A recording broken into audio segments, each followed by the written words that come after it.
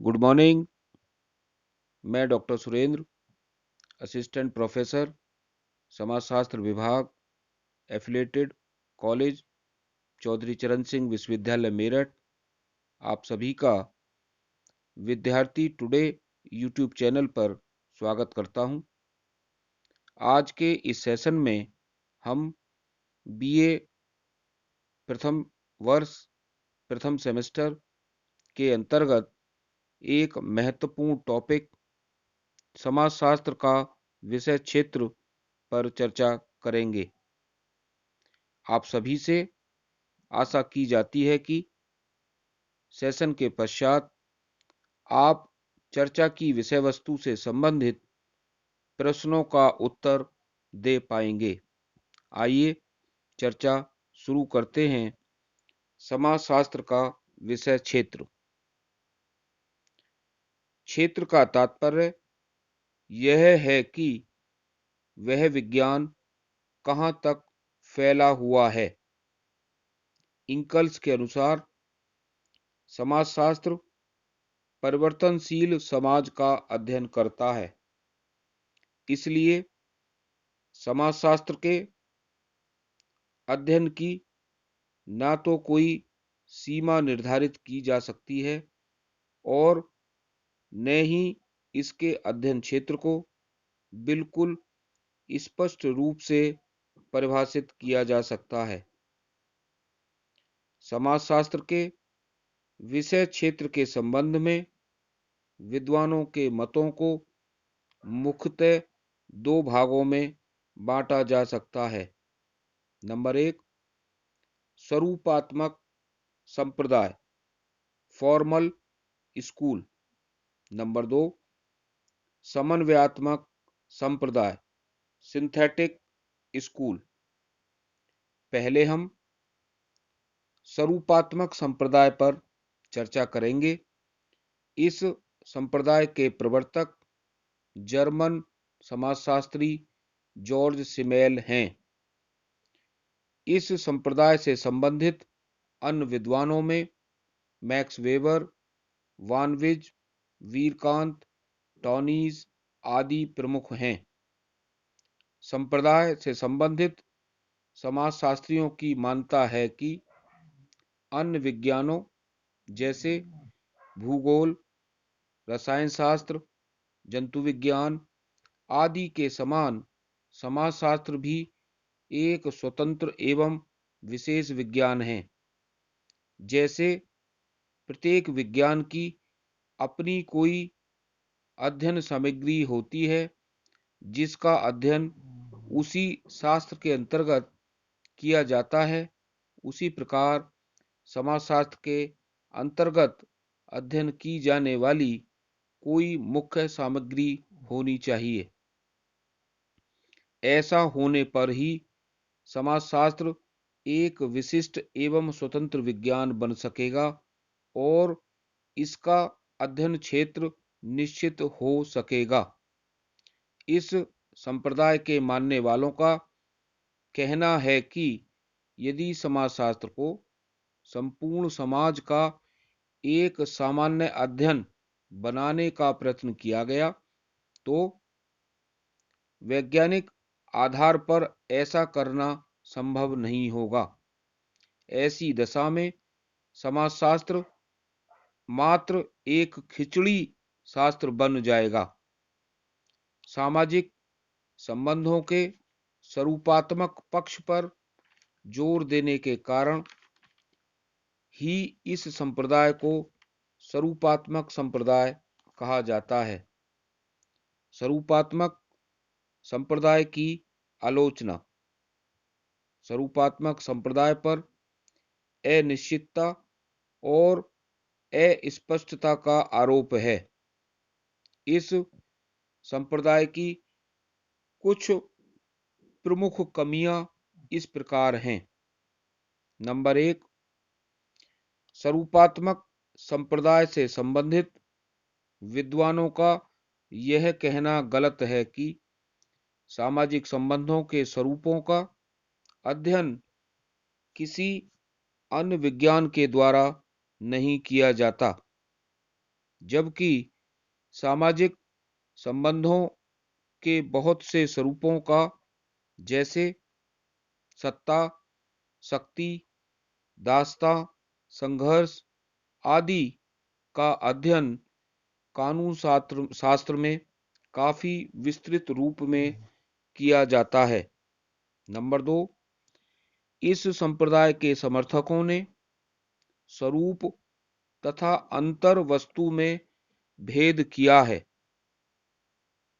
लेकिन सामाजिक संबंधों के स्वरूप तथा अंतर वस्तु को एक दूसरे से पृथक करना संभव ही नहीं है।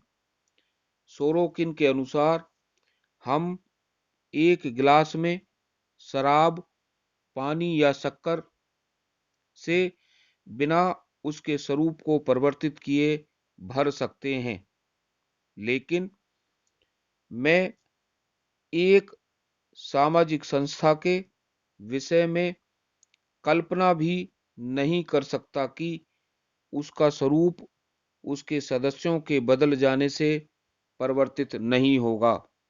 नंबर 3, इस संप्रदाय के समर्थक समाजशास्त्र को अन्य सभी सामाजिक विज्ञानों से पृथक एक स्वतंत्र विज्ञान बनाना चाहते हैं, परंतु ऐसा संभव नहीं है। इसका कारण यह है कि विभिन्न सामाजिक विज्ञानों में परस्पर निर्भरता पाई जाती है। सभी सामाजिक विज्ञान थोड़ी बहुत मात्रा में एक दूसरे से कुछ ग्रहण करते हैं। नंबर 4, इस संप्रदाय के समर्थक समाजशास्त्र को एक नवीन विज्ञान मानते हुए इसके अध्ययन क्षेत्र को सीमित रखने पर जोर देते हैं। यदि ऐसा हुआ तो सामाजिक जीवन के विभिन्न पक्ष समाजशास्त्र के अंतर्गत नहीं आ पाएंगे। ऐसी दशा में इसका क्षेत्र बहुत सीमित हो जाएगा। आइए अब हम समन्वयात्मक संप्रदाय पर चर्चा करते हैं। इस संप्रदाय के प्रमुख समर्थकों में सोरोकिन, दुर्खीम, हाबाउस आदि विशेष रूप से उल्लेखनीय हैं, जो समाजशास्त्र को एक विशिष्ट विज्ञान बनाने के बजाय एक सामान्य विज्ञान बनाने के पक्ष में हैं। इन विद्वानों के अनुसार समाज के संबंध में संपूर्ण ज्ञान प्राप्त करने के लिए समाजशास्त्र के क्षेत्र को सामाजिक संबंधों के स्वरूपों तक सीमित नहीं रखा जा सकता। इसे तो संपूर्ण समाज का सामान्य अध्ययन करना है।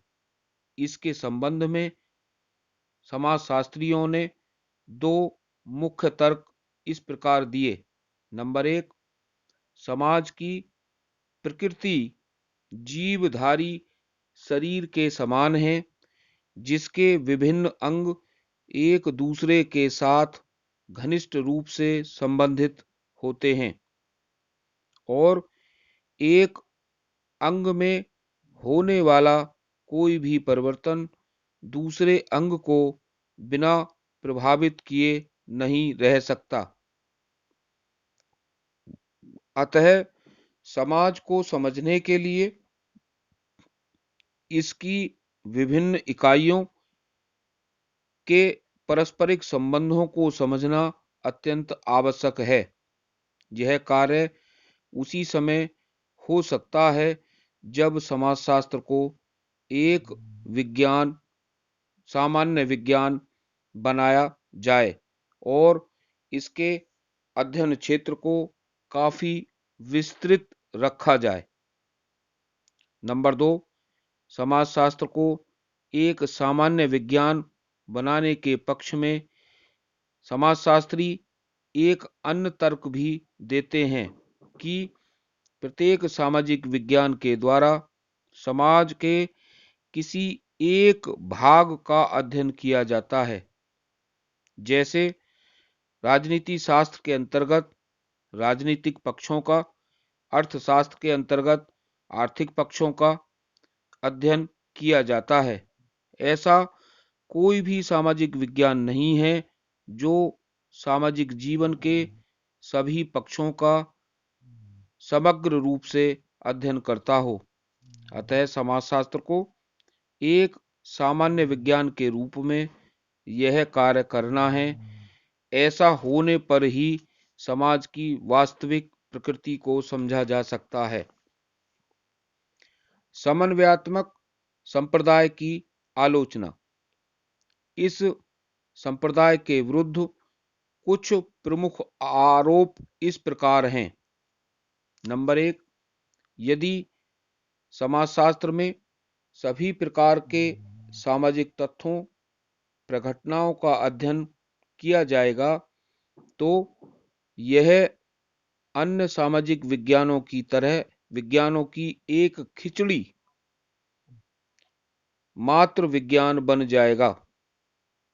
नंबर 2, यदि समाजशास्त्र एक सामान्य विज्ञान होगा तो इसका अपना कोई स्वतंत्र क्षेत्र नहीं होगा। ऐसी दशा में इसे अन्य विज्ञानों पर आश्रित रहना पड़ेगा। नंबर 3, यदि समाजशास्त्र में सभी प्रकार के सामाजिक तथ्यों एवं घटनाओं का अध्ययन किया जाने लगा तो ऐसी स्थिति में यह किसी भी तथ्य या घटना का पूर्णता के साथ अध्ययन नहीं कर पाएगा।